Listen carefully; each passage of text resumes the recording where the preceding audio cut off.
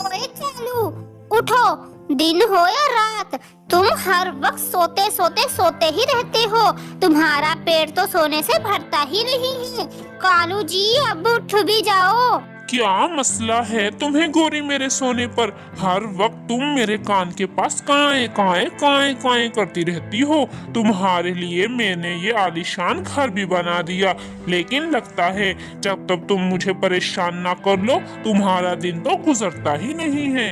ओ जग्गू के पापा, तुम्हें क्या लगता है कि घर बना देने से तुम्हारी जिम्मेदारियां खत्म हो गई हैं? हमारी भूख मिटाने की जिम्मेदारी भी तुम पर ही है। और अब जाओ और जाकर मेरे जग्गू के लिए कुछ खाने के लिए लाओ। जिम्मेदारियां जिम्मेदारियां, इन जिम्मेदारियों ने तो मुझे परेशान करके रख दिया है। ना जाने कब जान छूटेगी सबसे मेरी। जब तुम्हें जिम्मेदारियां उठानी ही नहीं थी तो क्यों शादी की तुमने मुझसे? अगर मैं तुम पर बोझ हूँ तो फिर मैं चली जाती हूँ अपने मायके। खुद ही पाल लेना अपने बेटे को। अरे अरे गोरी, तुम तो नाराज ही हो गई। मैं तो तुम्हारे बगैर अकेला रह नहीं सकता। अच्छा, मैं बस अभी जाता हूँ और तुम दोनों के खाने के लिए कुछ ना कुछ लेकर आता हूँ। फिर गोरी से ऐसा कहकर कालू कौवा भोजन की तलाश में निकल पड़ता है। उड़ते उड़ते कालू कौवा फलों के बाग में आ जाता है। वो सेब के दरख्त से सेब तोड़ रहा होता है कि तभी उसे नदी पर एक कौवी पानी पीती हुई दिखाई देती है। अरे ये कौवी कौन है? लगता है कोई नई कौवी हमारे जंगल में आई है। जरा मैं जाकर तो देखूं आखिर ये है कौन। फिर कालू कौवा मुंह में 2 सेब दबाए उस कौवी के पास आ जाता है। अरे बाप रे बाप, ये कौवी तो कितनी सुंदर है। क्या हुआ जी, आप कौन हो और क्यों मुझे यूं देखे जा रहे हो? ओ जी, आप हो ही इतनी सुंदर कि मैं आपसे अपनी नजरें हटा ही नहीं पा रहा। वैसे लगता है आप इस जंगल में नई नई आई हैं, क्योंकि मैं इस जंगल के सभी पंछियों को जानता हूँ, लेकिन आपको पहली बार देख रहा हूँ। सही समझे आप। मैं आज ही इस जंगल में रहने के लिए आई हूँ और मेरा नाम सुंदरी है, सुंदरी। अरे सुंदरी जी, आपका नाम तो आप जैसा ही सुंदर है। वैसे मेरा नाम कालू है, कालू। अगर आपको किसी भी तरह की कोई मदद चाहिए तो मैं हाजिर हूँ। आप मुझसे कह सकती हैं। कालू जी, मुझे रहने के लिए घर की जरूरत है। क्या घर बनाने में आप मेरी मदद करेंगे? सुंदरी जी, घर बनाने की क्या जरूरत है?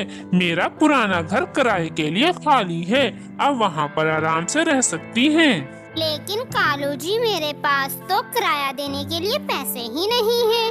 मैं आपको किराया कहाँ से दिया करूँगी? अरे सुंदरी जी, आपसे किराया मांग कौन रहा है? आप जब तक चाहे वहाँ रह सकती हैं, कोई मसला नहीं है। अब आप मेरे साथ चलिए, मैं आपको घर दिखाता हूँ। फिर कालू कौवा उस सुंदरी कौवी को अपने साथ लिए अपने पुराने घर में आ जाता है। कालू जी, की आपकी शादी हो चुकी है? हाँ, मेरी शादी हो चुकी है और एक बेटा भी है। मेरी बीवी तो सिर्फ नाम की ही गोरी है। जब से मेरी उससे शादी हुई है, एक दिन भी आराम से सोने नहीं दिया उसने मुझे। और तो और भोजन लाने के लिए भी मैं अकेला ही जाता हूँ। काश कालू जी, मुझे आप जैसा शौहर मिले। मैं तो उसके साथ भोजन भी लेने जाऊंगी और कभी उसे परेशान भी नहीं करूंगी। आपकी कितनी अच्छी सोच है। काश मेरी बीवी भी ऐसा ही सोचे। अच्छा, आपको भूख तो लग ही रही होगी। ये ले, एक सेब आप खा लें और अब मैं चलता हूँ, फिर मिलने आऊँगा मैं आपसे। फिर कालू कौवा मुंह में एक सेब दबाए वहाँ से अपने घर आ जाता है। जब कालू तुम सेब के दरख्त पर जा ही पहुँचे थे तो वहाँ से कम से कम 2 सेब ही तोड़ लाते।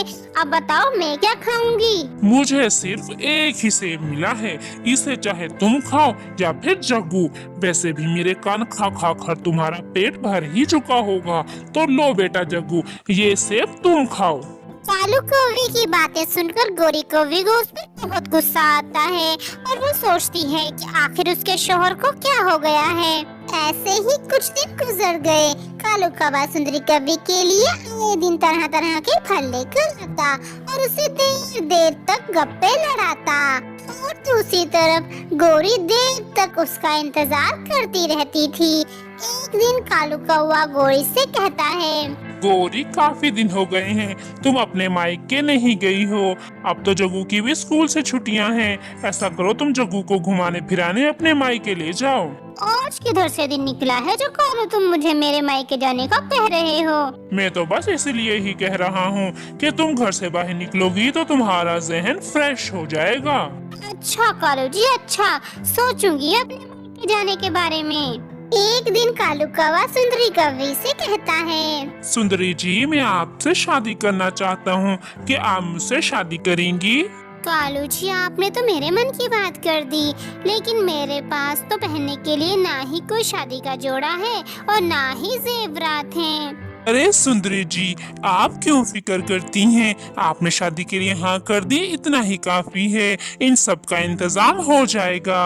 दूर बैठा एक दरख्त पर उल्लू पंछी कालू कौवे को छुपके छुपके सुंदरी कौवी से बातें करता हुआ देख लेता है। वो फौरन से वहाँ से उड़ता है और उड़ता हुआ गोरी कौवी के पास आता है। गजब हो गया, गजब हो गया। गोरी कवि जी, आपको आपका कोई अपना धोखा दे रहा है। क्या हो गया है तुमको चिंकू? ऐसी बहकी बहकी बातें क्यों कर रहे हो? साफ साफ बताओ, तुम किसके बारे में बात कर रहे हो? बताऊंगा, सब बताऊंगा, लेकिन पहले मुझे ये तो बताएं, बदले में मुझे क्या मिलेगा? चिंकू, मैं तुम्हें 1000 रुपए दूंगी। अब तुम जल्दी से मुझे बताओ। ये हुई ना बात। तो सुनो गोरी कवि जी, आपका शोहर किसी दूसरी कवि के साथ इश्क लड़ा रहा है। वो काफी देर देर तक उसके साथ छुपके छुपके बातें कर रहा होता है। क्या? कालू मुझसे बेवफाई कैसे कर सकता है? मुझे उस बारे में टूनी को बताना होगा, इससे पहले कि कहीं मेरा घर उजड़ जाए। अरे अरे गोरी जी, मुझे 1000 रुपए तो देती जाओ। हट चिंकू, लगता है तुम सारी उम्र उल्लू के उल्लू ही रहोगे।